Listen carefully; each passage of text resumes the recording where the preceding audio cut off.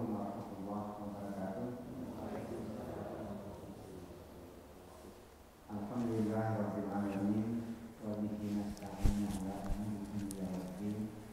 Asyhadu an la ilaha illallah wahdahu la syarika lah wa asyhadu anna Muhammadan abduhu wa rasuluh la nabiyya ba'dah. Allahumma shalli wa sallim wa barik ala sayyidina Muhammadin wa ala alihi wa ashabihi ajma'in. Bapak-bapak dan ibu-ibu kaum muslimin dan muslimat yang dirahmati Allah, hari ini Rabu ketiga bulan Mei, sesuai dengan jadwal, maka yang akan memberikan ceramah kepada kita adalah Al-Mukarram Ustaz Lasan Nufal Pengaji Yusian. Alhamdulillah beliau datang dan sorean dalam keadaan tadi hari hujan, dan kita sangat menghargai. Semoga Allah membalas usaha beliau untuk menyampaikan dakwah ini kepada kita. Kemudian adapun topik kita pada hari ini adalah meluruskan tafsir surah Maryam ayat 16 sampai 33. Saya kira ini topik yang menarik juga nih, ya. Marilah kita ikuti kajian ini, mudah-mudahan mencerahkan kita. Baik, pada Ustaz kami persilakan. Mangga Ustaz. Assalamualaikum warahmatullahi wabarakatuh.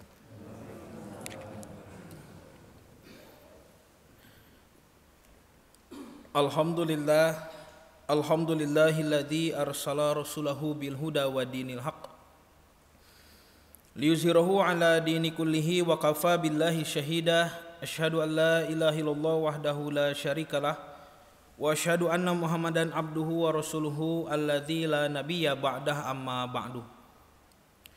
Para hadirin Bapak dan Ibu yang dirahmati Allah, para pemuda yang dirahmati Allah, puji dan syukur kehadirat Allah yang Maha Ghafur yang masih memberikan kepada kita semua kesehatan, kesanggupan, taufik yang lahir daripada hidayah yang lurus, agar senantiasa kita dapat melangkahkan kaki ke tempat yang mulia ini, juga sebagai bentuk rasa syukur kita kepada Allah karena sudah diberikan akal fikiran, dan akal fikiran ini akan ditanya nanti di akhirat dipakai apa saja.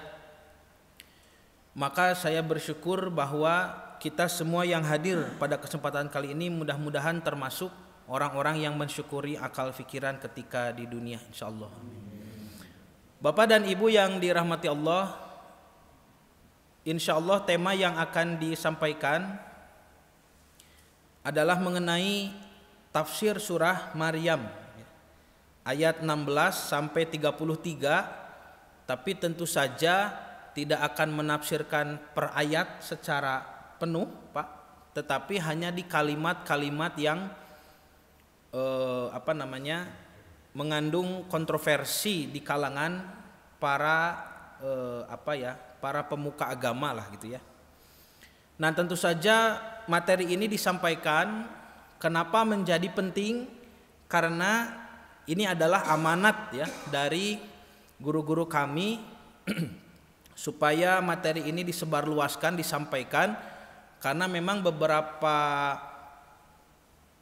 bulan atau beberapa tahun bahkan ya akhir-akhir ini itu ada semacam serangan lah dalam tanda petik ya, serangan terhadap Al-Quran, yang mana banyak orang yang justru sebetulnya tidak paham ya maksud Al-Quran, tidak paham bahasa Al-Quran, Pak, itu sampai berani menyebut bahwa Al-Quran salah menyajikan data sejarah misalkan ya. Nah, jadi tentu saja materi ini menjadi penting karena ini termasuk bagian daripada an-nasihah. Mungkin Bapak dan Ibu masih ingat materi kita tentang nasihah ya. An-nasihah itu adalah meluruskan, memperbaiki, mengembalikannya pada kemurnian gitu ya.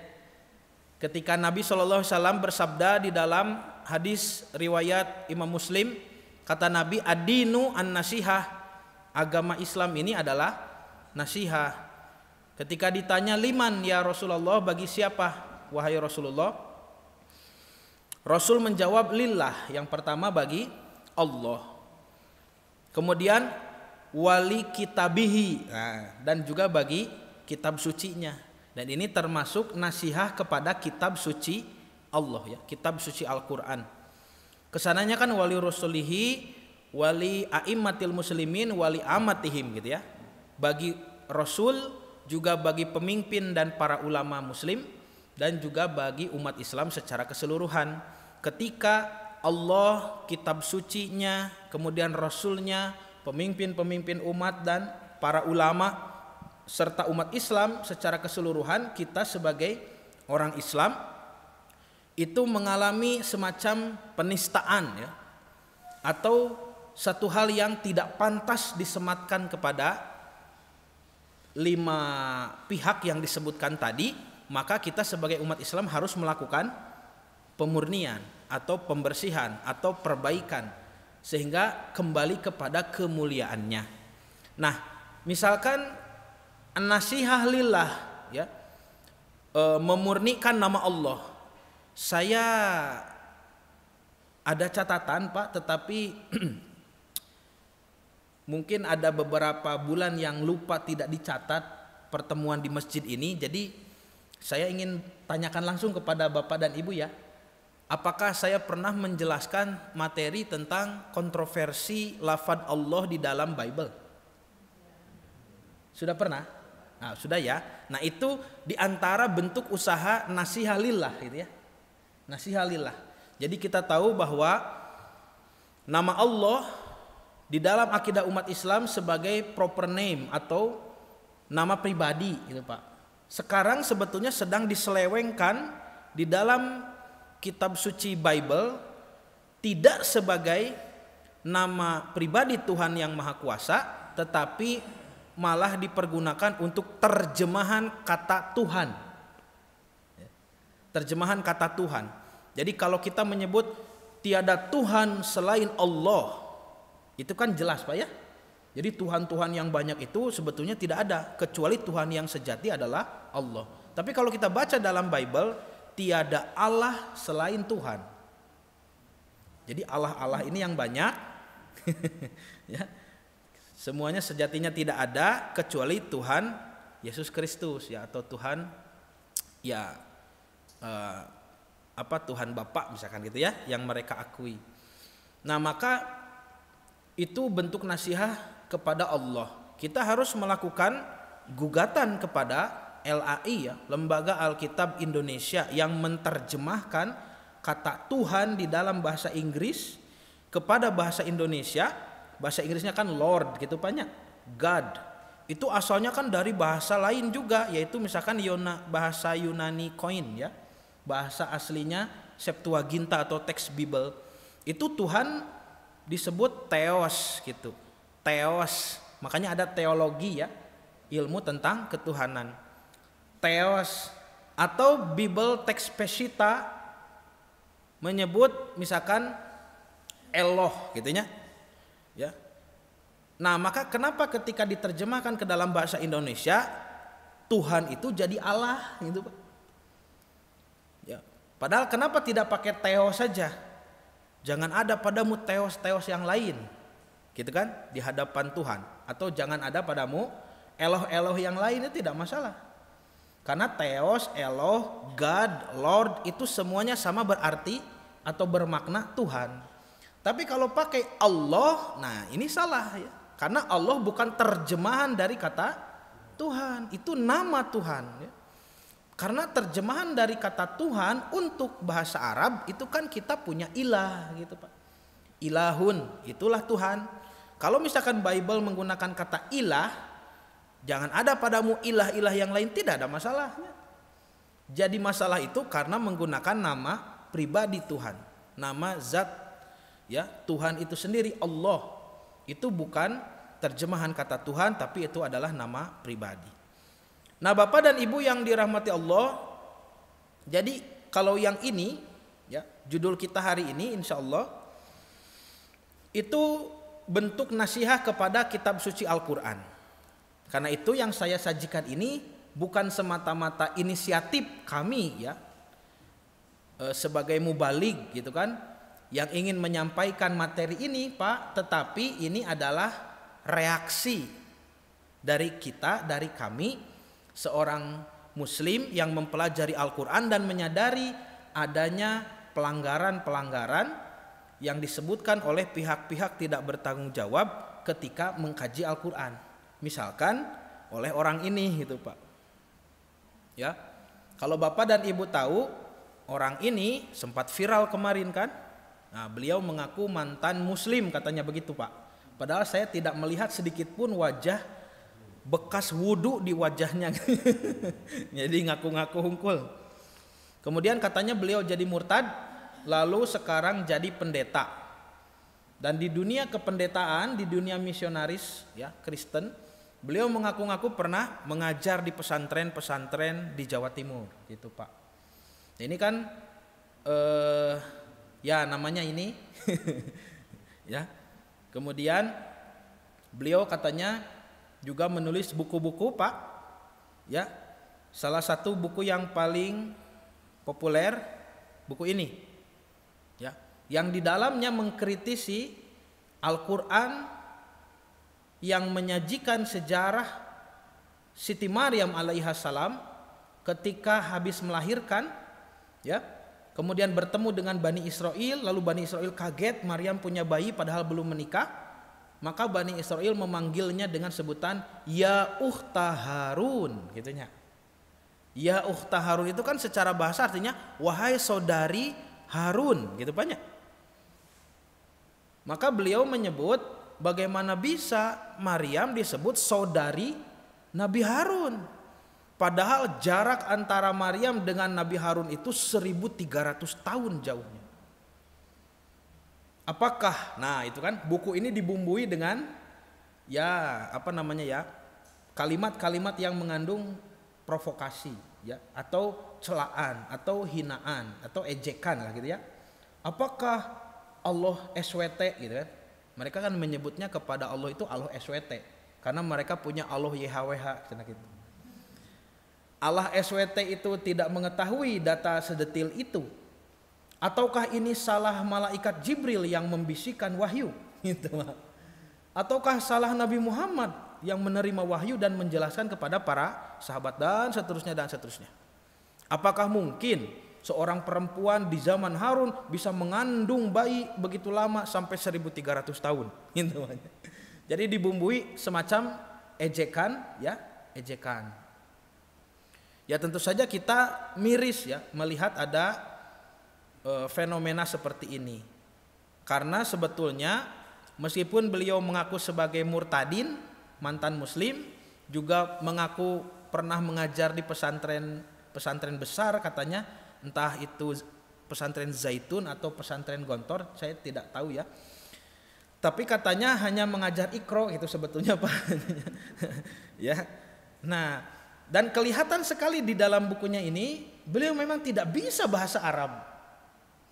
Jangankan nanti bahasa Arab, bahasa asli kitab sucinya yang sekarang pun ya Bible, apakah itu bahasa asli perjanjian lama, Hebrew, bahasa Ibrani, dia tidak paham. Atau bahasa asli perjanjian baru tadi, Yunani Koine atau bahasa Aramaik ya, itu juga beliau tidak paham. Karena kalau beliau paham rumpun bahasa Timur Tengah minimal yang menjadi bahasa asli untuk kitab suci, pasti beliau akan paham apa itu makna ya ukhta Harun. Ya. Nah, Bapak dan Ibu yang dirahmati Allah, banyak sekali sebetulnya buku yang beliau sudah tulis ya. Di antaranya ini. Nah, yang saya yang saya pertanyakan itu yang warna merah tuh Pak. Di judul Hai anak-anakku bertobatlah ya. Itu kan Yesus Kristus sedang menolong orang yang tenggelam dari laut. Tapi orang yang tenggelamnya itu pakai sorban ya. Tuh, kemudian berjenggot gitu Pak. Buram banyak. Ini seperti orang Arab gitu Pak. Orang Islam lah gitunya. Dan sekarang kalau tidak salah beberapa pekan yang lalu ya, beliau juga menggembor-gemborkan ingin mendirikan gereja murtadin. Jadi gereja tempat khusus ibadah orang-orang yang keluar dari Islam gitu Pak. Jadi ini ingin menyaingi sepertinya masjid-masjid atau yayasan-yayasan yang didirikan oleh ustadzah-ustadzah kita, para asatidzah muslim yang dulunya mantan kafir gitu ya.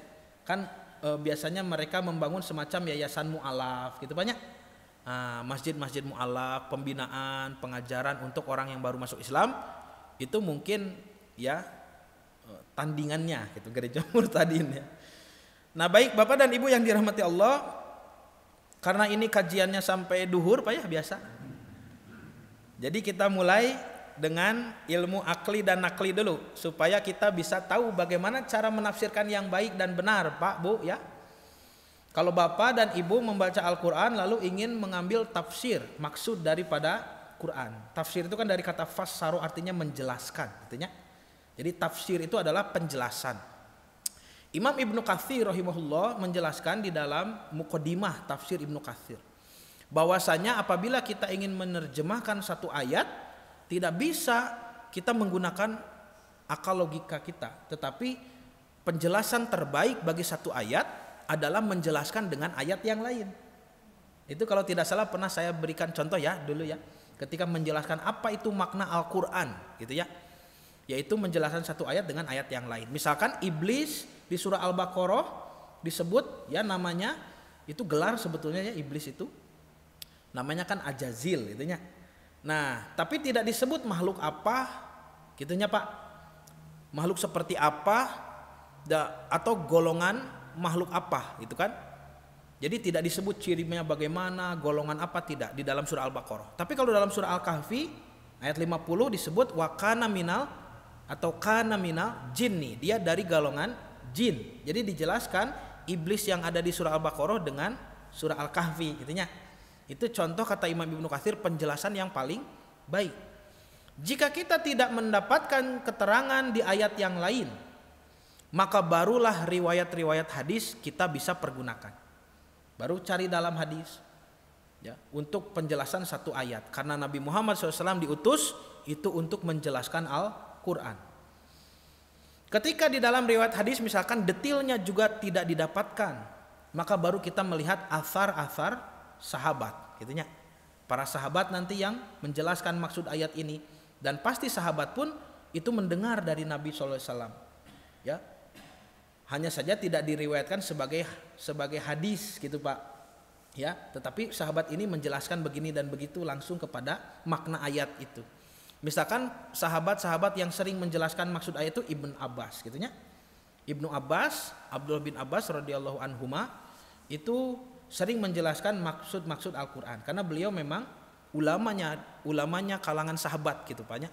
Atau Ibnu Umar gitu kan, Abu Hurairah, Siti Aisyah, Ali bin Abu Thalib ya, Umar bin Khattab, itu sahabat-sahabat yang terkenal memiliki pengetahuan tentang ayat-ayat Al-Quran yang lebih daripada sahabat yang lain. Nah Bapak dan Ibu yang dirahmati Allah, jadi tafsir Al-Quran itu termasuk ilmu nakli. Nah ini kan ada pengelompokan ya antara ilmu akli dan ilmu nakli. Kenapa pengelompokan ini hadir? Yaitu karena memahami bahwa ilmu di dalam Islam bersumber dari dua sumber, yaitu sumber wahyu, ilmu qauli, dan sumber penelitian di dunia, ilmu kauni. Itu banyak ayat-ayat qauli, ayat-ayat kauni. Yang satu kita rumuskan sebagai ilmu akli ya, ayat kauni yang selalu harus dibuktikan secara empirik bahwa ini benar gitu Pak ya, kajian-kajian empirik. Kemudian ilmu wahyu sebagai ilmu akli ya, sebagai ilmu nakli. Kenapa disebut akli dan nakli? Tentu saja akli itu dari kata akal, aklun Pak ya. Jadi ilmu-ilmu yang dirumuskan berdasarkan pertimbangan rasio, akal ya, logika. Yaitu ilmu matematik, ilmu mantik, logik ya atau logika, ilmu utak-atik utek gitu Pak. Fisik, metafisik, etik dan politik, itu ilmu-ilmu akli. Ya Bapak dan Ibu pasti lebih paham ya tentang 6 disiplin ilmu ini. Yang kedua ilmu nakli. Nakli itu dari kata naklun, artinya menukil. Menukil itu apa? Bahasa sekarang mah Bu, copy paste gitu. Jadi kita harus mengutip. Tidak bisa menggunakan akal sendiri sebagai sumber ya. Tetapi akal ini digunakan ya untuk keberesan kutipan gitu Pak. Kartos tuh. Jadi menggunakan ilmu nakli itu bukan artinya tidak memakai akal, bukan begitu ya. Mantik itu digunakan sekali. Tetapi akal bukan sebagai sumber ilmu gitu. Akal digunakan supaya ketika kita memahami nakli dan mengutip pendapat-pendapat dari ilmu nakli itu dilakukan dengan cara yang beres. Itu akal berperan di situ. Jadi bukan sebagai sumber ilmu tetapi sebagai alat untuk memahami sumber wahyu.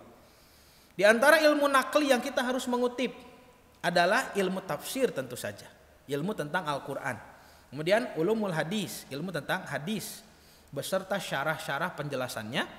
Kemudian ilmu fikih, ayat dan hadis yang mengandung hukum, gitu banyak. Nah, itu fikih. Bagaimana bisa fikih itu dihasilkan? Karena memakai usul fikih. Ya, memakai usul fikih. Kemudian 5 ilmu kalam atau ilmu tauhid dan tazkiyatun nafas atau ilmu tasawuf. Ini adalah ilmu-ilmu yang tidak bisa kita cari datanya kecuali harus mengutip gitu Pak. Harus menukil pendapat tentu saja dari para ulama di dalam kitab-kitab mereka yang mencantumkan riwayat-riwayat sahih yang nyambung kepada ulama-ulama sebelumnya. Kemudian ulama-ulama sebelumnya itu nyambung kepada kalangan generasi tabi'in. Para tabi'in, ulama-ulama tabi'in seperti Imam Mujahid, Imam Atha ya, yang suka dikutip oleh Imam Ibnu Katsir, itu belajar langsung dari para sahabat. Dan para sahabat langsung mendengar dari Rasulullah sallallahu alaihi wasallam, dan Rasulullah itu mendapat pengajaran dari malaikat Jibril, dan malaikat Jibril ini membawa pesan langsung dari Sang Pencipta. Jadi ilmu nakl ini memiliki nasab keilmuan yang jelas dan tersambung gitu Pak. Tidak bisa kita menggunakan akal karena ini adalah ilmu yang diwariskan gitu Pak. Ya, itulah ilmu nakli. Nah, maka ketika memahami surat Maryam tentu saja ini ilmu nakli Pak ya. Jadi kita harus cari pendapat para ulama yang menjelaskan tafsir surah Maryam ayat 16 sampai 33. Apa saja yang dipermasalahkan? Nah ini Pak, tolong lihat Bu, yang dipermasalahkan itu satu, ketika Maryam disebut lari ke arah timur Yerusalem. Ya, dan Siti Maryam itu ada 2 kali pengasingan ya. Kalau Bapak dan Ibu membaca kisah Siti Maryam, pengasingan pertama itu terjadi ketika beliau sedang belajar di Masjid Aqsa oleh Nabi Zakaria. Lalu beliau mengalami menstruasi dan beliau mengasingkan diri ke arah timur. Disebut ya, mengasingkan diri ke arah timur. Makanan syarqiyah itu bahasa Quran. Nanti di dalam pengasingan ini sebetulnya semacam tradisi Pak. Perempuan-perempuan zaman dulu khususnya di Yerusalem itu kalau haid seperti kita Bu sama, tidak boleh diam di masjid. Sedangkan Siti Maryam itu setiap hari ada di masjid ya. Masantren gitu Pak, ya, belajar kepada Nabi Zakaria. Tapi ketika haid beliau mengasingkan diri. Dan itu banyak wanita yang lain pun begitu. Nah, maka di daerah timur ini, di daerah timur Yerusalem membangun tenda gitu Pak, kemah gitunya. Ya ditutupilah gitu. Sampai tidak terlihat oleh sembarang orang. Ya, bisa istirahat di sana gitu Pak selama haid gitu. Ya. Tapi kalau kita kan Bu sekarang ya Ibu ketika menstruasi mohon maaf ayawe di bumi gitunya. Ayawe di bumi kan. Kalau dulu tidak, dulu keluar ya, mengasingkan diri, ngariung gitu Pak, ngumpul. Nah itu yang pertama, pengasingan Siti Maryam. Nah ketika pengasingan yang pertama inilah Siti Maryam dihampiri malaikat Jibril kan gitu, yang mengkabarkan bahwa beliau harus melahirkan. Ini fase menstruasi yang terakhir gitu ya. Setelah ini harus mengandung dan nanti akan melahirkan Al-Masih yang dijanjikan Nabi Daniel alaihissalam teh. Nah maka Siti Maryam pulang lagi ke Baitul Maqdis ya mengalami atau menjalani hari-hari seperti biasa, lalu ketika perutnya membesar beliau mengasingkan diri lagi. Jadi ada 2 kali ya pengasingan diri. Yang pertama ya itu karena menstruasi ke arah timur, lalu bertemu malaikat Jibril yang menjelma menjadi seorang manusia.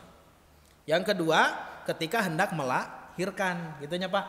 Nah, dua-duanya ini di dalam Quran, satu yang pertama nih, satu disebut makanan syarqiyah.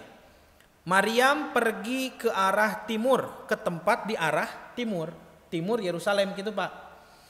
Jadi a'udzubillahi minasyaitonirrajim, wadhkur fil kitabi Maryam idzin tabadat min ahliha makanan syarqiyah. Ceritakanlah hai Muhammad kisah Maryam di dalam Al-Qur'an, yaitu ketika dia mengasingkan diri dari keluarganya ke satu tempat di sebelah timur dari Baitul Maqdis. Ke timur. Nah, ini kan Pak, ada yang menyebut timur di sini itu di kota Bethlehem. Ada juga yang menyebut bisa jadi di kota Jericho. Bethlehem atau Jericho itu memang ada di sebelah timur Yerusalem.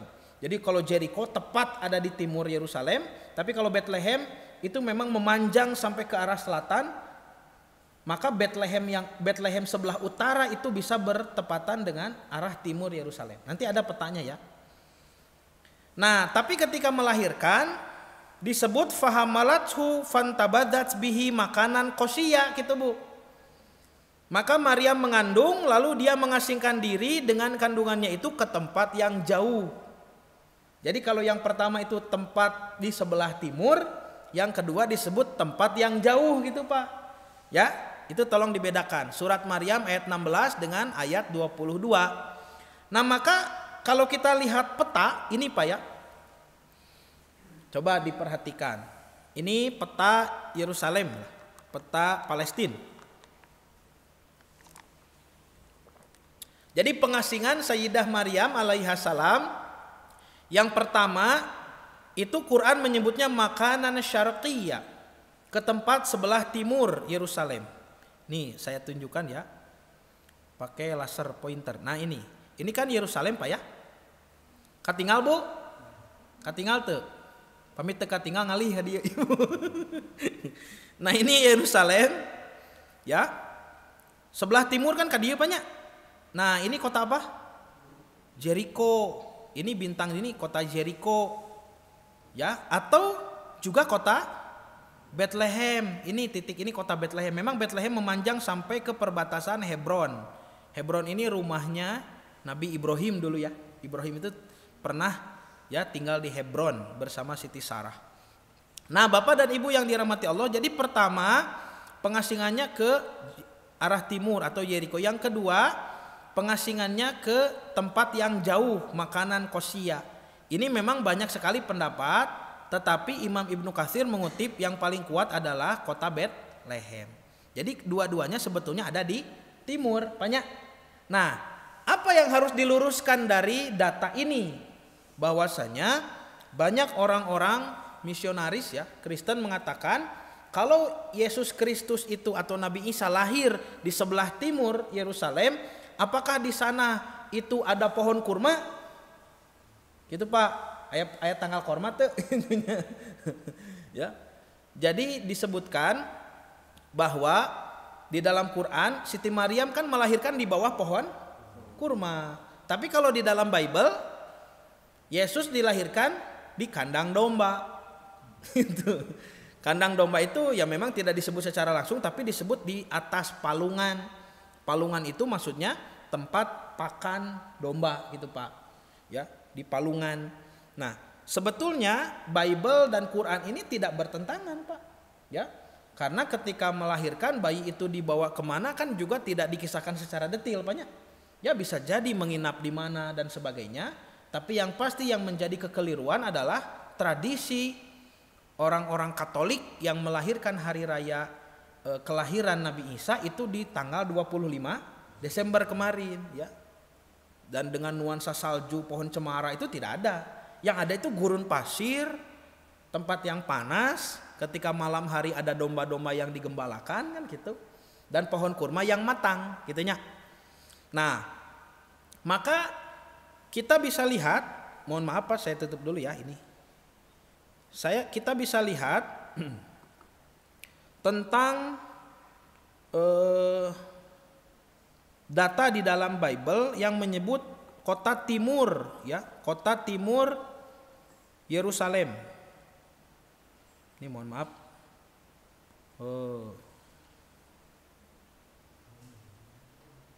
Mungkin sudah sebentar ya.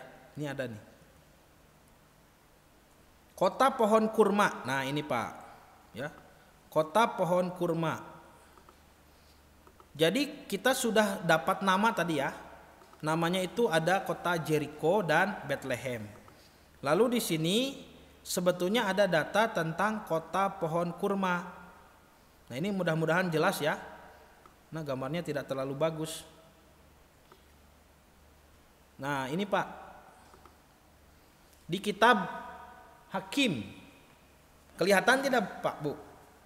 Kitab Hakim pasal 1 ayat 16. Ini di Bible ya. Jadi mereka sendiri yang mengatakan tidak mungkin di Jericho atau Bethlehem itu ada pohon kurma. Tetapi kita lihat kitab mereka menyebut Hakim pasal 1 ayat 16, keturunan Hobab iparnya Musa orang Keni itu maju bersama-sama dengan Bani Yehuda dari kota pohon kurma. Tuh. Kota pohon kurmanya disebut ke padang gurun Yehuda di tanah Negeb dekat Arad, lalu mereka menetap di antara penduduk di sana. Maka kita juga bisa lihat di dalam kitab Torah, kitab Torahnya orang Yahudi, yaitu di kitab Ulangan atau bahasa Inggrisnya Deuteronomy, gitu. Bahasa orang Yahudinya Sefer Devarim.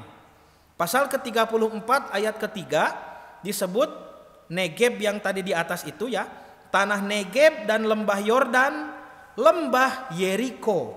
Tuh, disebut banyak. Lembah Yeriko. Yeriko itu apa? Kota pohon kurma itu.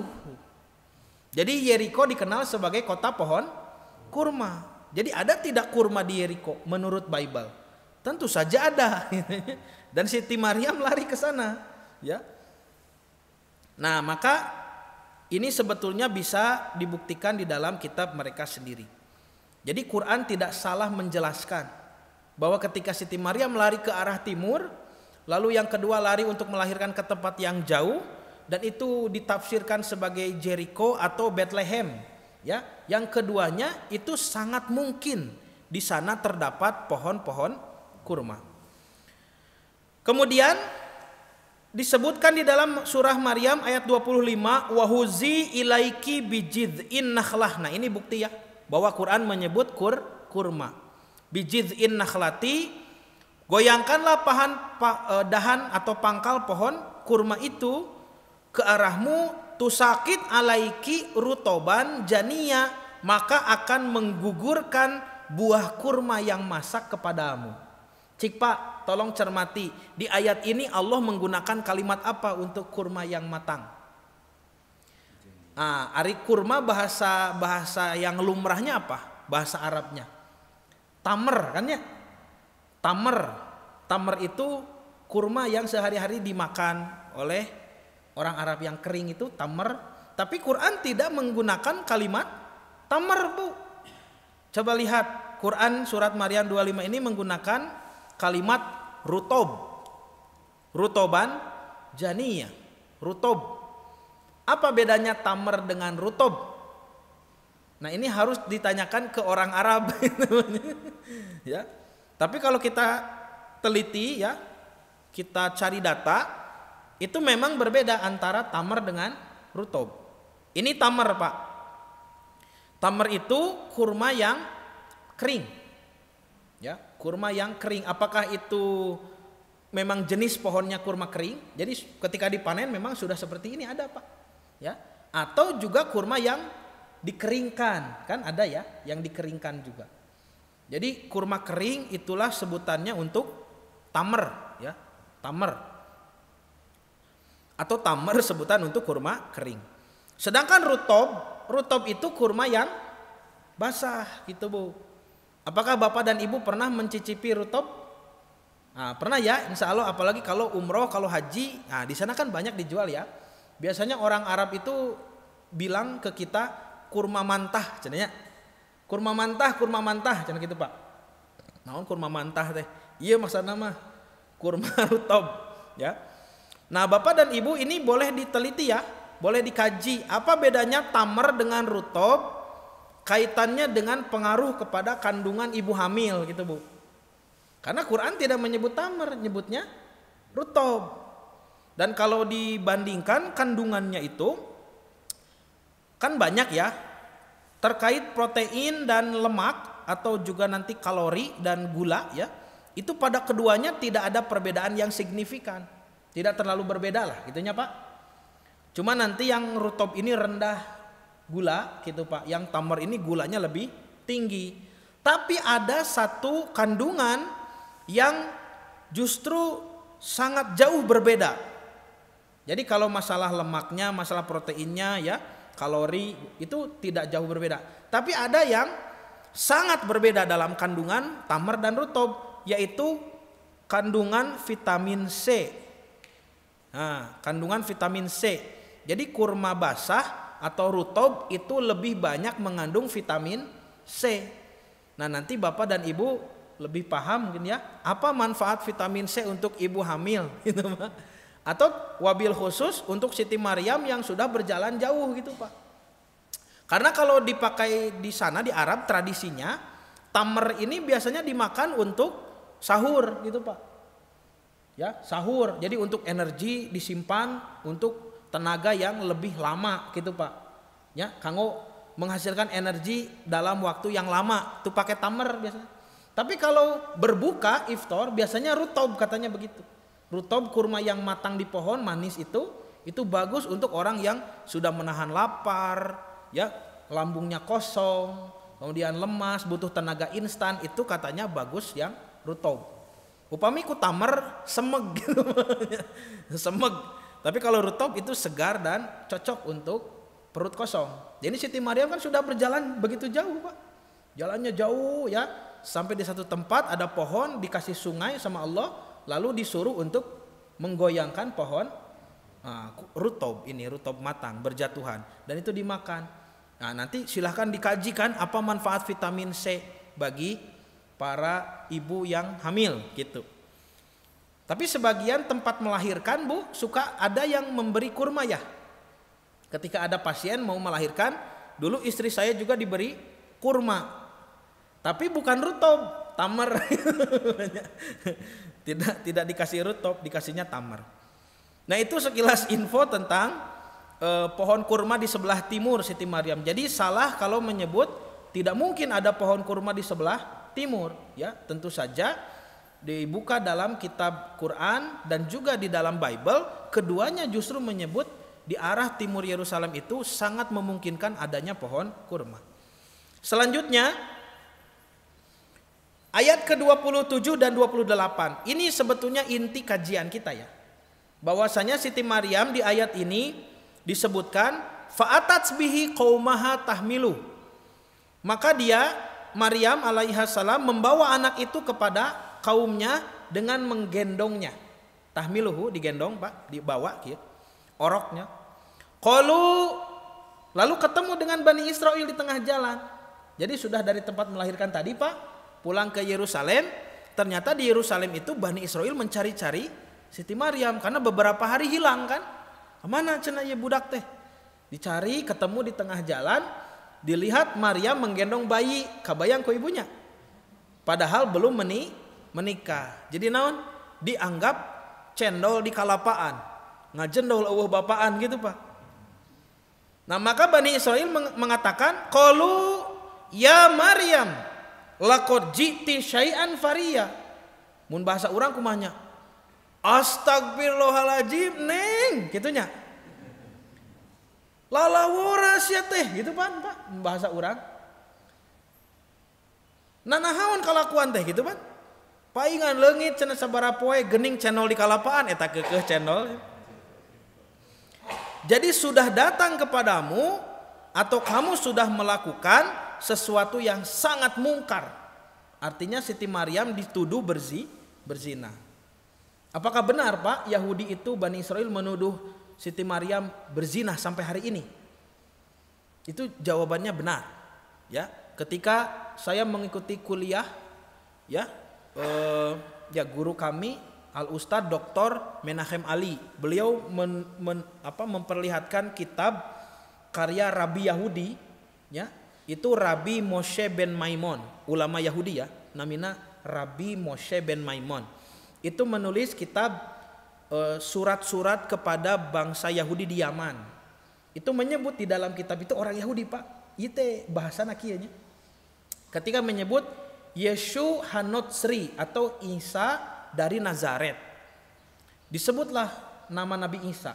Mereka itu kalau menyebut nama Nabi Isa itu dibarengi dengan semacam kutukan. Saya lupa bahasanya, apakah Sehuk Etmots itu bahasanya. Apa Sehuk Etmots itu? Semoga tulangnya diremukan. Karena Nabi Isa itu. Kemudian dikatakan dan ibunya wa ummuhu min bani Israel, dari bani Israel. Ya, dan kami mengatakan dia mamzer. Nah, disebut mamzer itu apa? Pejinah gitu, Pak. Jadi itu tulisan ulama Yahudi ya, menyebut Siti Maryam itu mamzer. Atau Nabi Isa pun ya mamzer. Artinya keluarga yang biasa berzinah gitu. Ya, pezinah gitu. Ibunya seorang pezina, anaknya pun anak hasil perzinahan, gitu Pak. Ya. Bahkan kalau kita lihat kisah Nabi Isa itu, Nabi Isa di dalam Bible itu pernah oleh Bani Israel dikatakan, "Hei Isa, kami ini bukan turunan pezina," gitu. Itu kan nyindiran banyak, menyindir. Maksudnya kami ini bukan anak haram seperti kamu yang tidak punya bapak. Coba Pak, ini kegetiran yang dialami oleh Siti Maryam dan Nabi Isa alaihissalam. Karena itu di dalam Quran ya, nanti Nabi Isa itu tidak pernah menyebut, silahkan Bapak cek sendirilah. Nabi Isa tebu tidak pernah menyebut kepada Bani Israel itu dengan sebutan ya qaumi, wahai kaumku, tidak pernah. Kalau Nabi Musa kan juga Nabi Bani Israel ya. Lihat di surat apa ya? Surat As-Sof. Itu As-Sof ayat 5 dan 6 kalau kita sandingkan, karena itu memang bersanding ayatnya, ya. Itu di ayat 5 ada Nabi Musa yang menyeru Bani Israel, di ayat 6 Nabi Isa yang menyeru Bani Israel. Jadi dua dialog dari dua nabi yang berbeda zaman oleh Allah disandingkan di dua ayat. Kita lihat perbedaannya itu berbeda sekali, Pak. Kalau Nabi Musa disebut wa idz qala Musa liqaumihi ya qaumi, gitu ya. Di ayat 5. Kalau Nabi Isa wa idz qala Isa bin Maryam ya Bani Israel. Ini bukan kebetulan gitunya, Pak. Itunya. Kenapa Nabi Isa tidak menyebut ya qaumi? Itu bisa dikaji. Jadi Quran itu pemilihan katanya atau diksinya itu bukan sembarangan.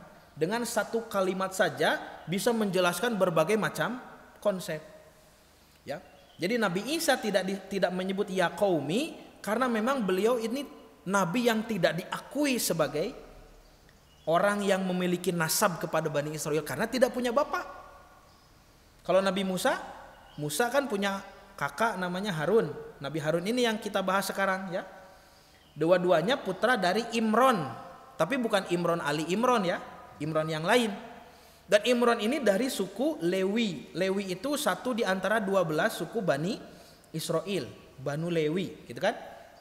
Ya. Maka Nabi Musa nasabnya nyambung kepada Lewi, dan Lewi itu bagian dari Bani Israel.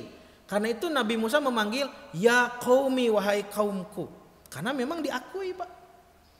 Ada nasabnya. Tapi kalau Nabi Isa alaihissalam, beliau tidak punya bapak, maka dinasabkan kepada ibu kan, wa idz qala Isa bin Maryam, dinasabkan pada ibu. Ini tidak bisa diakuinya. Meskipun di dalam tradisi Yahudi itu seseorang dinilai Yahudi asli kelas 1 atau kelas 2 itu dilihat ibunya, ya, ibunya Yahudi tulen bukan. Tapi kalau penasaban itu tetap saja melalui jalur bapak. Makanya Nabi Sulaiman pun disebut Shlomo ben David, gitu kan? Sulaiman bin Daud, henteu Salomo ben Bersheba misalnya istrinya Nabi Daud, tidak. Nah, jadi Nabi Isa nasabnya kepada siapa? Tidak ada. Kepada suku yang mana di 12 Bani Israel? Tidak ada.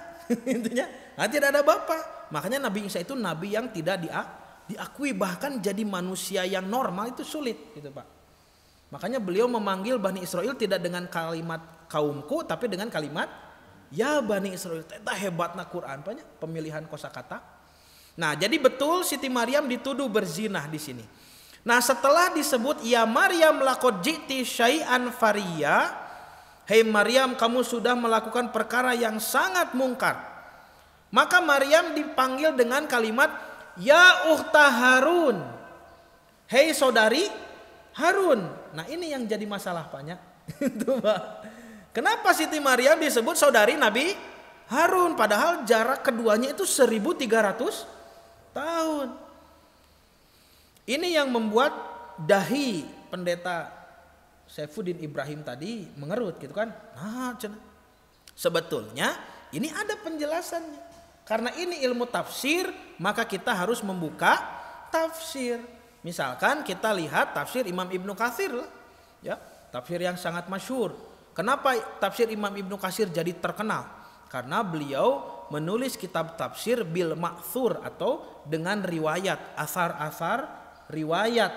Kabayangku Bapak, penjelasan beliau bisa dipertanggungjawabkan tiap ayatnya. Punya riwayat yang jelas dari tabi'in, dari sahabat, bahkan dari Nabi SAW. Itu hebatnya tafsir Imam Ibnu Katsir. Sedangkan tafsir-tafsir yang lain yang memiliki corak tafsir birro'i itu kan bercampur dengan kehebatan ilmu penulisnya. Misalkan tafsir Fakhrur Razi itu kan luar biasa hebat Pak. Kalau menjelaskan sains, ilmu pengetahuan alam, tafsir Fakhrur Razi itu masuk ilmu-ilmu yang dimiliki oleh penulisnya, ya. Syekh Fakhrur Razi-nya masuk di situ. Kalau Imam Ibnu Katsir tidak. Imam Ibnu Katsir menjelaskan ayat hanya dengan riwayat-riwayat. Kabayangku Bapak 30 juz, ya. 114 surat Pak, 6.000 lebih ayat itu dijelaskan dengan riwayat yang bersambung kepada para tabi'in, sahabat atau kepada Nabi. Itu kan bukan pekerjaan yang mudahnya. Karena itu tafsir Imam Ibnu Katsir ini menjadi terkenal.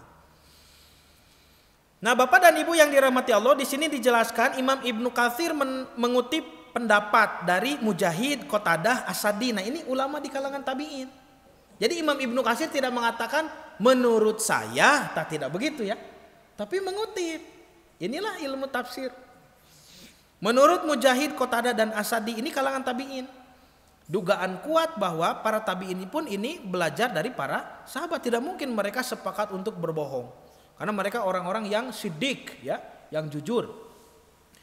Maksud kalimat syai'an fariyah adalah sesuatu yang perkara dosanya itu perkara besar, bahkan sampai melanggar hukum Torah gitu Pak Bu. Ya, dalam hal ini kasusnya adalah berzina gitu, berzina. Maka Imam Ibnu Katsir menjelaskan makna dari lafadz ya ukhta Harun, wahai saudari Harun, itu bisa dipahami dengan 3 pendapat, ya. Pendapat pertama, ada 3 pendapat nih. Yang pertama mengatakan ya ukhta Harun itu artinya wahai wanita yang ibadahnya mirip Harun gitu. Jadi dinisbahkan kepada Nabi Harun karena sama-sama soleh. Itu makna yang pertama ya. Ali ibn Abu Tolha dan Asadi mengatakan Harun yang dimaksud di sini itu memang Nabi Harun. Itu yaitu saudaranya Musa, dan Maryam adalah keturunan darinya. Yaitu dari suku Lewi kan di Bani Israel. Nah, jadi suku Lewi ini Pak fungsinya adalah dulu ya di dalam tradisi Bani Israel itu sebagai pemimpin acara-acara spiritual gitu. Jadi ustadna, imamna, ulamana, nungurus zakatna itu dari Banu Lewi gitu Pak. Jadi semacam MUI-na gitu Bu. Ya, di Bani Israel satu suku bernama suku Lewi, sukunya Nabi Musa alaihissalam yang mengajarkan Torah kepada mereka, itu keturunannya dilanjutkan tradisinya menjadi MUI-na Bani Israel. Naon MUI teh? Majelis Ulama Israel gitu Pak. Jadi MUI. Nah, karena itu keturunannya pun terus berlanjut dan harus kaderisasi ya. Kaderisasi ulama. Nah, maka Bapak dan Ibu, kata Imam Ibnu Katsir, sebetulnya Maryam disebutkan saudari Harun di sini, ini gaya bahasa Timur Tengah, Pak. Apa maksudnya gaya bahasa Timur Tengah? Sama dengan memanggil seseorang dari Banu Tamim. Kata Imam Ibnu Katsir, misalkan ada orang dari suku Tamim, itu dipanggil dengan ungkapan ya akho Tamim, wahai saudara Tamim. Gitu Pak. Misalkan Nabi Muhammad dari suku mana? Banu Hashim. Ya, di Quraisynya itu Nabi Muhammad itu Banu Hashim, turunan Hashim. Nabi Muhammad bin Abdullah ya, atau bin Abdullah bin Abdul Muthalib bin Hashim, gitu kan? Kakek buyutnya Hashim itu. Tapi bisa Nabi disebut ya akho Hashim, hei saudara Hashim. Ini gaya bahasa Timur Tengah gitu Pak Bu. Atau misalkan ada seseorang dari Bani Mudor, disebut ya akho Mudor. Kalau perempuan ya ukhta Mudor, wahai saudara Mudor atau wahai saudari Mudor. Maksudnya bukan saudara kandung tapi ya turunan Mudor gitu Pak. Kartos tebu, ini gaya bahasa Timur Tengah. Jadi kalau orang Indonesia mungkin tidak paham gitu Pak. Karena di Indonesia tidak dipakai gaya bahasa seperti ini. Hei saudara si Anu, disebut nama kakek buyutnya. Tidak ada kan di kita ya Pak. Cobi Bapak sareng Ibu saudara saha. Bapak Ibu kenal tidak siapa nama nenek moyang ke atas gitu Pak? Dari kakek, buyut, bao, jangawareng, gagang siwur, gitu banyak kalau naon deui. Kenal tidak Pak? Kalau keluarga saya alhamdulillah ada catatan, ya. Saya Lasanova Humaydi Yusrian bin Bapak Heri Yusron Safari bin kakek Abad Badrudin bin Iyet Syarif Hidayat, Uyut berartinya bin Eyang Asy'ari Atma Wijaya. Naon tah? Bau berartinya bin Eyang Haji Idrus Jangawareng. Ayalah duwi ka Jangawareng. Eyang Haji Idrus itu dulu ulama di Majalaya, Pak. Ya, membangun masjid sampai sekarang masjidnya ada. Dan saya rutin ngaji di sana, mengisi pengajian. Itu yang didirikan oleh beliau dulu. Nami masjidna Masjid Pusaka gitu, Pak. Pusaka teh naon? Poma ulah sieun angin ka Allah gitu, Pak. Jadi tradisi ulama dulu itu memberi nama itu dengan singkatan. Dan sebetulnya nama saya juga singkatan Pak. Lasanova itu lalaki Sabtu November akhir gitu. Singkatan gitu ya. Adik saya dulu diberi nama Sendri, itu Senen di Adewarti, Borojona di Bidan Adewarti Pak. Ya, memang begitu tradisinya. Saya punya sepupu namanya Sendriko Baginda Munggaran. Ya, namina gaya. Padahal singkatan itu. Sente Sabar Enden, bibinya yang melahirkan Bi Enden kan Sabar gitu. Riko teh Ridho Kolot gitu Pak. Baginda teh Bagea Incu datang, tingki eta di pasihan nami Bagea Incu datang. Munggaran nu kahiji gitu. Ya memang begitu tradisi dulu ya. Nah, itu saya kalau disebut saya turunan Eyang Idrus, lalu saya melakukan akhlak yang tidak terpuji oleh orang Arab, saya bisa disebut ya akho Idrus gitu Pak. Hei saudara Idrus gitu. Nah ari aki maneh sakitu solehna, ari maneh sigah kieu kan gitu banyak. Gaya bahasanya seperti itu. Ini gaya bahasa Timur Tengah. Nah sebetulnya kalau misalkan ini kita konfirmasi, kita pahami sebagai gaya bahasa Timur Tengah, berarti di Timur Tengah kan bukan hanya bahasa Arab ya Pak ya, tapi juga ada bahasa yang lain yang serumpun dengan bahasa Arab. Misalkan bahasa Ibrani atau bahasa Aramaik ya, atau bahasa Amharik. Amharik itu bahasa Ethiopia Pak, bahasanya Najasyi ya di Habasyah. Nah, berarti harus memiliki gaya bahasa yang sama. Mari kita lihat ini. Ini adalah Injil teks asli bahasa Aram. Maksudnya menggunakan bahasa Aramaik, disebutna Injil teks Peshitta.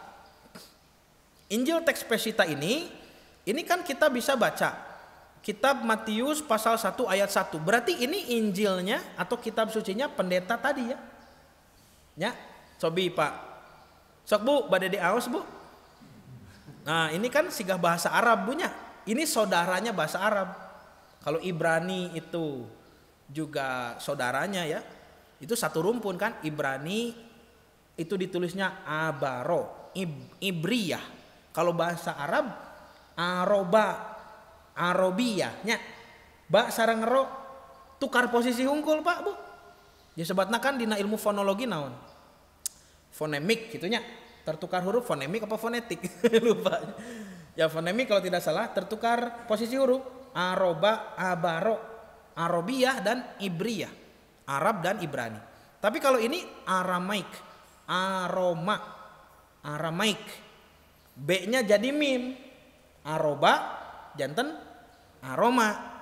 Karena B dan mim satu artikulasi di bibir. Satu makhraj. Sigah dulu kota Mekah itu bernama Bakkah. Kesininya jadi Mekah gitunya. Kita juga sering kalimat-kalimat yang tertukar di bibir. Sigah teng baja jadi teng wajah. Nah B sareng W. W ge sami tina bibir Pak. W gitunya. Naon deui Bu? Ya, ini sirobun itu minuman. Jadi sirop gitunya. Siropun. Nah, B jeung P gitu Pak. Sami ya, di Kuta juga ada. Nah, ini Aram, bahasa Aramaik, satu rumpun dengan bahasa Arab. Disebutkan dalam teks Pesita, saya tuliskan alfabetnya ya. Ini ayatnya berbunyi ketava dilidute. Ketava teh naon Pak? Kitab gitunya. Ketava. Upami bahasa Ibrani mah ketubim, ketuv gitunya, kataf.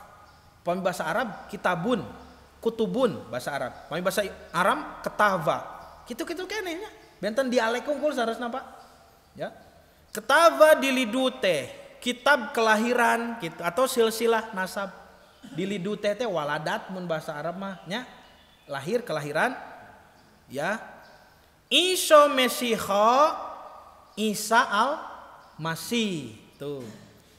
Breh de Daud putranya Daud.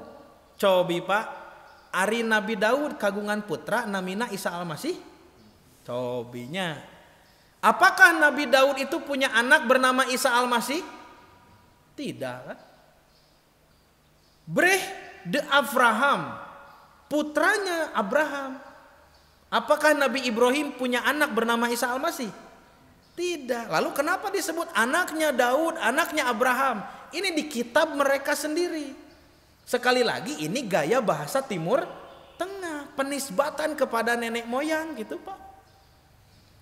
Jadi Iso Mesiho breh de David, breh de Abraham. Isa al-Masih putranya Daud, putranya Ibrahim. Itu bukan maksudnya anak biologis dari Daud, dari Ibrahim.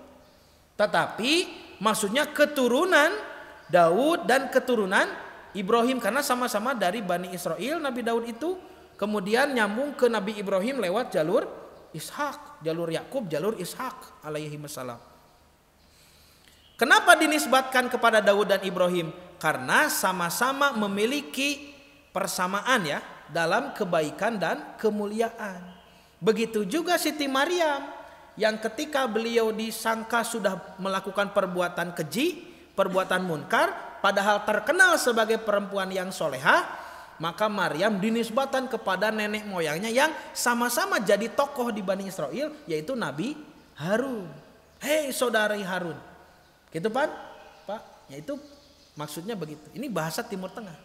Cobi Pak, kalau kita tidak paham bahasa Arab, bahasa Ibrani, bahasa Aram, kita paham tidak gaya bahasa seperti ini? Tentu saja sulit dipahami ya.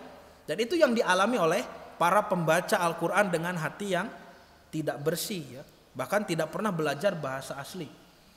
Nah itu pendapat pertama. Jadi pendapat pertama mengatakan Harun di sini adalah Nabi Harun. Tetapi penisbatannya bukan maksudnya adalah saudari kandung. Tetapi saudara keturunan. Gitu banyak. Disamakan penisbatannya karena ada persamaan dalam hal kemuliaan gitu. Pendapat kedua, ini justru pendapat kedua ini yang paling kuat Pak. Kenapa? Karena di pendapat yang kedua ini Harun yang dimaksud bukan Nabi Harun, tetapi ada Harun yang lain. Bagaimana bisa berpendapat seperti ini? Lihat, menurut pendapat ini Harun yang dimaksud adalah ada satu orang bernama Harun, tokoh di Bani Israel saat itu. Jadi di zaman Maryam ada orang soleh bernama Harun, dan Maryam dinisbahkan kepada orang itu karena sama-sama soleh. Bahkan ada riwayat yang menyebut Harun di sini justru adik kandung Siti Maryam.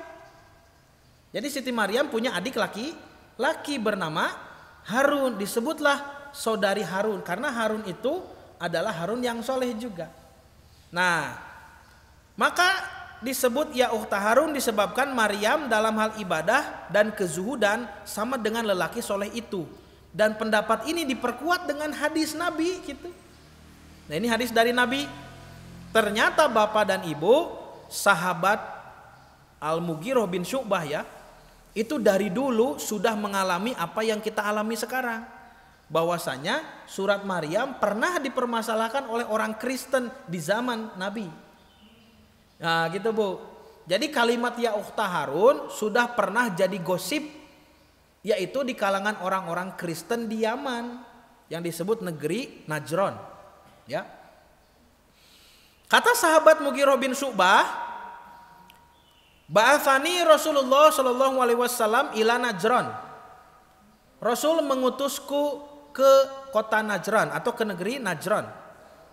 Faqalu, maka sudah menjadi gosip di sana. Qalu di sini bukan begini, orang-orang Najran serempak berkata 1 2 3, hei, bukan begitu. Qalu di sini maksudnya sudah menjadi ucapan-ucapan yang yang menjadi gosip komunitas di sana gitu Pak. Ya, secara kolektif ya. Secara kolektif. Jadi mun saur bahasa Sunda mah tosabiwir hiji gitu Pak. Ya, tosabiwir hiji.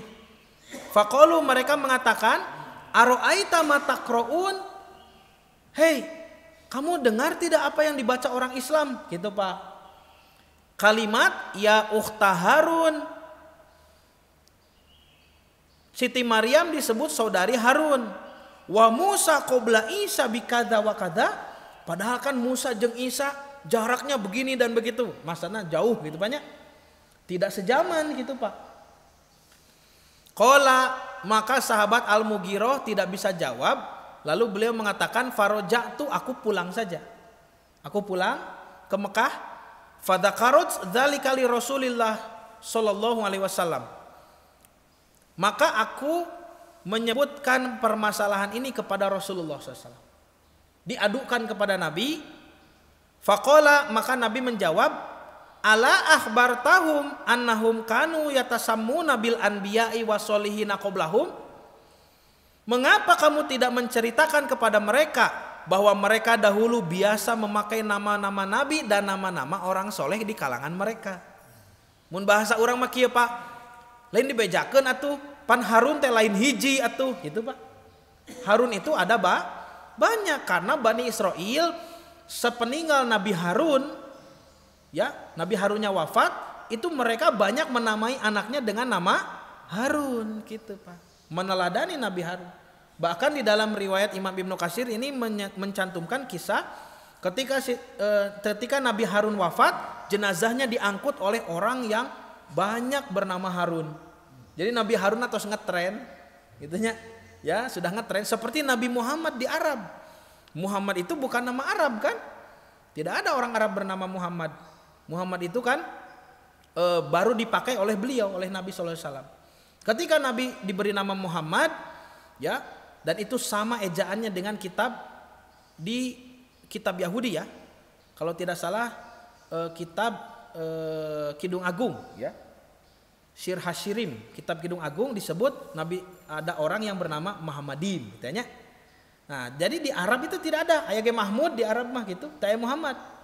Nah, tapi ketika Nabi itu menjadi terkenal, jadi rasul ya, jadi pemimpin umat Islam sampai membangun peradaban, banyak orang diberi nama Muhammad, gitu Pak. Harun pun sama demikian. Nah, maka menurut pendapat kedua ini, satu, Harunnya bukan Nabi Harun, tapi Harun yang lain. Maka Siti Maryam dinisbatkan kepada Harun tersebut, itu bisa jadi saudara kandungnya sendiri, atau kalau tidak itu adalah penisbatan secara penisbatan kesolehan, ya, karena sama-sama terkenal sebagai orang yang soleh. Terakhir pendapat yang ketiga, ini sama dengan pendapat yang kedua sebetulnya, ya. Jadi kalau di pendapat yang ketiga, Harun yang dimaksud itu bukan Nabi Harun tapi Harun yang lain. Hanya saja di pendapat yang ketiga, Harunnya itu orang yang durhaka gitu Pak. Jadi Siti Maryam dinisbatan kepada orang yang durhaka ini karena dituduh berzina. Jadi ada Harun kriminal gitu Pak, kriminalis, ya, kemudian keluar masuk bui gitu. Ketika Siti Maryam itu juga dinilai berbuat keji, dikatakan dulur si Harun siapa gitu Pak. Si Harun dibui, si Harun penjahat gitu. Jadi ini pendapatnya memang kurang masyhur ya. Yang paling kuat itu ya pendapat yang kedua. Ini Harun yang lain, ya. Karena itu ada hadisnya tadi, riwayat Imam Ahmad dan juga diriwayatkan oleh Imam Muslim, meskipun dari jalur satu sanad.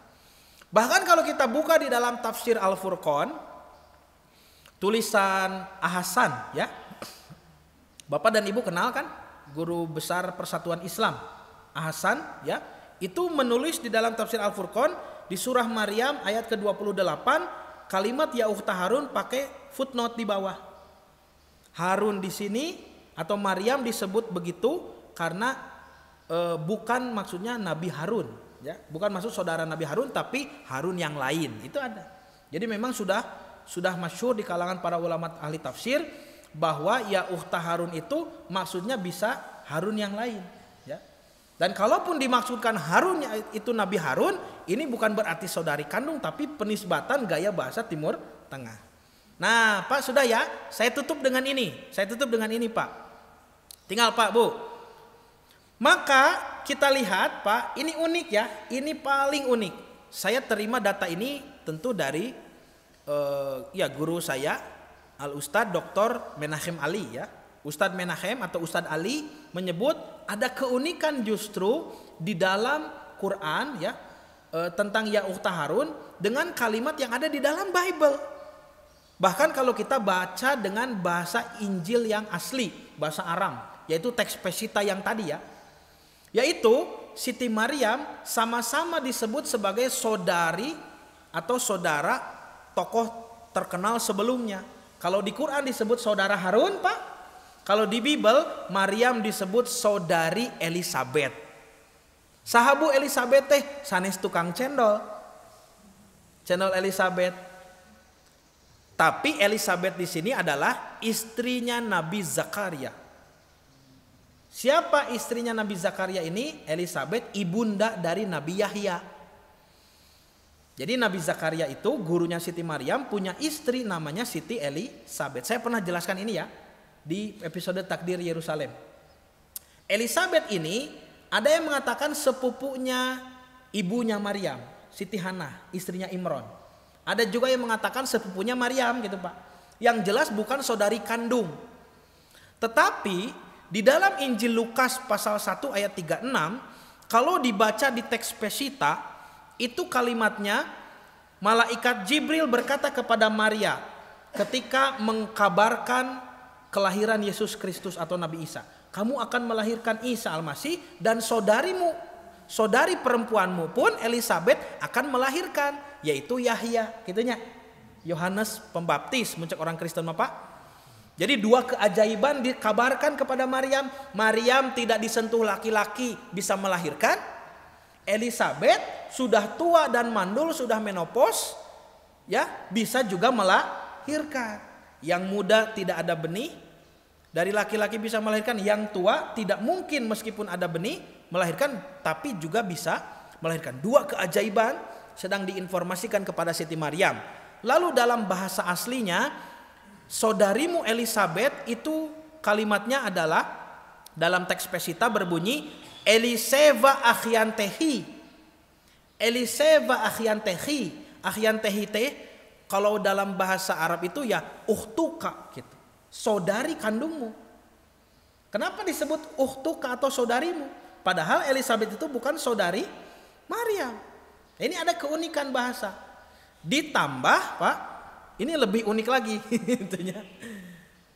Ternyata Nabi Harun di zaman Nabi Musa pun punya istri namanya Elizabeth sama. Tinggal ini di kitab, ini ya, mohon maaf, di kitab Keluaran di Torahnya Yahudi ya, Sefer Shemot pasal 6 ayat 23, dan Harun mengambil Eliseva. Eliseva itu Elizabeth, anak perempuan Aminadab, saudara perempuan Nahason, menjadi istrinya. Tuh, nya. Jadi istri Nabi Harun, ini kitab Keluaran Sefer Shemot kan masuk Torahnya Nabi Musa. Artinya yang dikisahkan ini Harunnya kakaknya Nabi Musa, beristrikan Elizabeth. Jadi kita punya 2 Elizabeth sekarang Pak. Elizabeth istrinya Zakaria, ini ayatnya yang membuktikan. Lukas pasal 1 ayat 5. Pada zaman Herodus, Raja Yudea, adalah seorang imam besar bernama Zakaria dari rombongan Abia, Nabi Zakaria. Istrinya berasal dari keturunan Harun, namanya Elizabeth.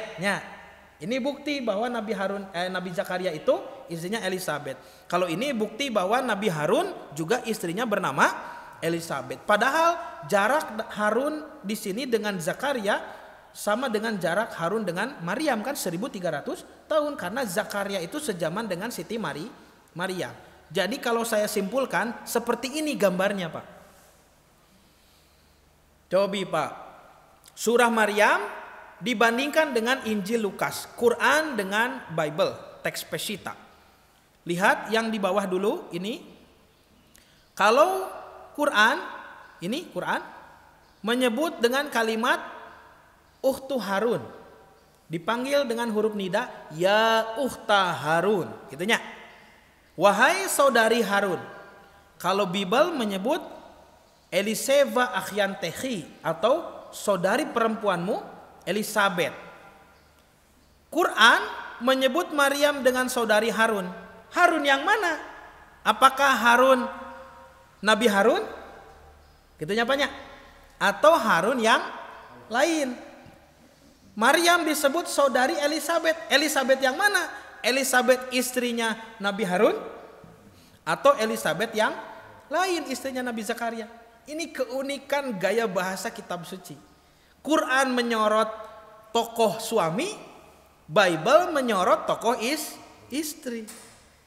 Yang mana kedua-duanya bukan maksudnya Nabi Harun, bukan maksudnya Elizabeth istri Nabi Harun, tapi Harun yang lain. Ada yang mengatakan saudarinya Maryam atau Elizabeth yang lain, yaitu istri Nabi Zakaria, Ukhta Harun dan Elizabeth akhyantehi yang dimaksud di sini. Tapi kalaupun mau disebut ini Nabi Harun yang asli, Ukhtu Harun di sini, atau Eliseba di sini juga Elizabeth istrinya Nabi Harun, itu pun tidak masalah. Karena dalam budaya Timur Tengah ada gaya bahasa penasaban kepada nenek moyang. Bukan maksudnya keturunan biologis atau anak kandung, tetapi dinisbatkan karena ada persamaan dalam kemuliaan. Katosnya Pak Bu, ya ini wayahna gitu banyak. Wayahna teh naon? Ya mau tidak mau gitu Pak.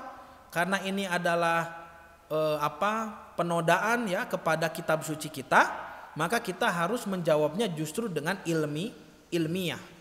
Bukan dengan emosi, bukan dengan tindakan-tindakan yang tidak terpuji atau balik menghina, balik mencela misalkan, ya. Tetapi kita menjawabnya dengan ilmiah, dengan ilmu. Dan kalau menjawab dengan ilmu memang tidak mudah. Ya harus mencari data dulu seperti ini. Tetapi ketika kita memiliki hati yang ikhlas, ya, dalam kebaikan, dalam amal soleh, insya Allah pasti Allah Subhanahu Wa Taala akan selalu memberikan kemampuan, gitunya. Itu selalu diiringi, dan itulah gaya belajar kita sebagai seorang muslim, bahwa pembelajaran itu tidak lepas daripada campur tangan Allah, campur tangan Tuhan. Baik Bapak dan Ibu yang dirahmati Allah, kesimpulannya bahwa Siti Maryam disebut ya ukhta Harun, itu pendapat yang pertama menyebut itu adalah Harun, Nabi Harun, tetapi bukan maksudnya saudari kandung, tetapi gaya bahasa penisbatan yang hanya dikenal dalam bahasa-bahasa Timur Tengah. Karena Nabi Harun dan Siti Maryam dinisbatkan ya karena ada persamaan dalam kesolehan dan kemuliaan. Yang kedua, menyebut bahwa ini Harun yang lain dan diperkuat dengan hadis tadi. Maka Siti Maryam pun dinisbatan kepada Harun yang lain tersebut. Kalau pendapat yang ketiga, Harun yang berakhlak buruk, dan ini kurang masyhur pendapatnya. Ya. Jadi sekali lagi ketika menafsirkan penafsiran ya ukhta Harun itu tidak bisa kita seenaknya ya mencampurkan dengan logika kita yang bisa jadi tidak paham kepada bahasa yang digunakan dalam kitab suci. Ya. Justru kalau kita paham, kita tidak akan melakukan kritikan seperti itu. Apakah kita bisa melakukan kritikan yang sama kepada Bible? Ini Bible ngaco. Masa Nabi Isa disebut anak Nabi Daud?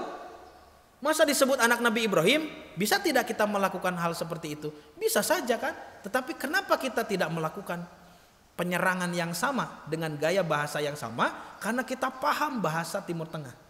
Itu yang membedakan kita dengan para pendeta yang mengaku gitunya sebagai mantan muslim tadi. Sekian ya. Mudah-mudahan data ini menjadi hal yang bermanfaat ya, khususnya bagi saya sendiri, dan menjadikan motivasi lebih tinggi beribadah ya, dalam beribadah dan mencari ilmu ya. Insyaallah mudah-mudahan kita dipertemukan lagi di bulan depan dalam kondisi yang sehat wal afiat. Ditutup dengan Rabbana atina fid dunya hasanah wa fil akhirati hasanah wa qina adzabannar. Aqulu qauli hadza wa astaghfirullah li wa lakum. Wassalamu alaikum warahmatullahi wabarakatuh.